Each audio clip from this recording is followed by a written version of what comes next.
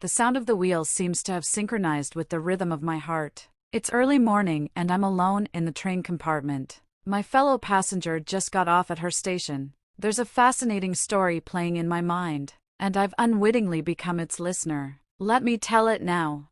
It was a deep night when she entered the compartment. I was sleeping on the top bunk, facing the wall, and only the creaking of the door briefly pulled me out of the clutches of Morpheus. As I was starting to doze off again, I suddenly heard her voice.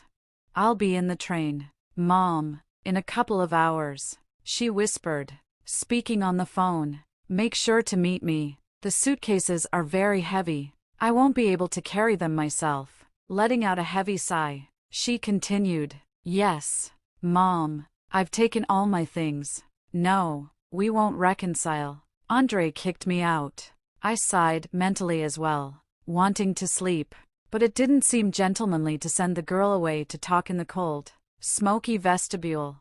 I tried to fall asleep, hoping the conversation would soon come to an end. It's all the fault of my beloved sister. If it weren't for her, everything would be perfect right now. The fellow passenger was trying her best to speak in a hushed tone, but she was clearly on edge, and her voice would occasionally break into a louder speech. The hope of falling asleep quickly escaped with each passing moment.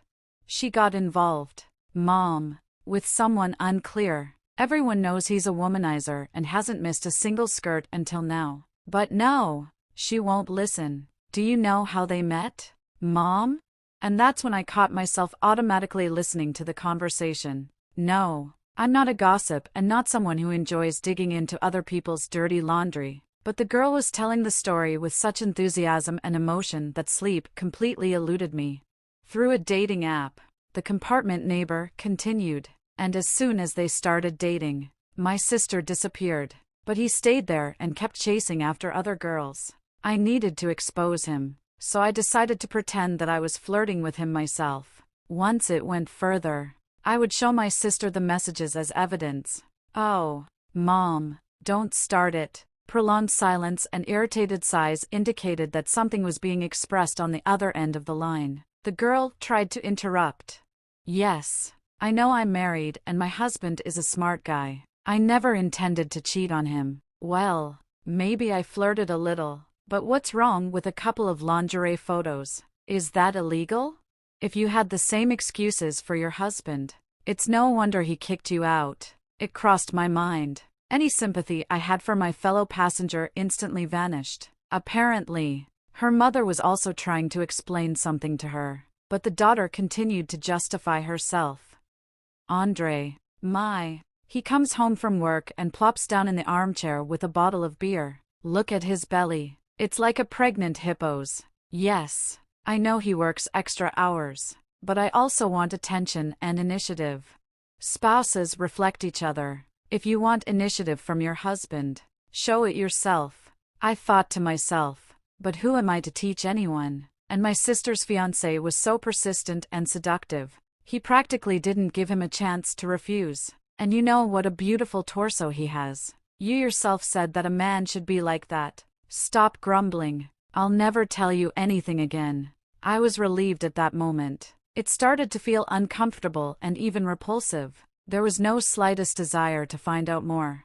I wondered if she had any idea that I could hear their conversation. I don't know.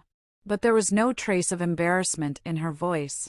Meanwhile, the girl calmed down and whispered into the phone again. "How did it happen?" "Well, it just happened. We met once at his apartment, while my sister was at work."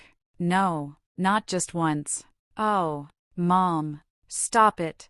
I didn't keep count." She listened to her mom and continued. "No, of course. How could Andre have guessed? I told him I was stuck in traffic or that the weather was nice and I decided to take a walk. So I would be late. I would have told them both, him and my sister, but she came home from work earlier than expected." She paused for a moment and almost shouted after listening to the person on the other end. "So, you don't feel sorry for me, huh? By the way, my sister pulled a whole clump of hair from me back then. My head still hurts. Maybe I don't understand something, but I didn't feel sorry for her either.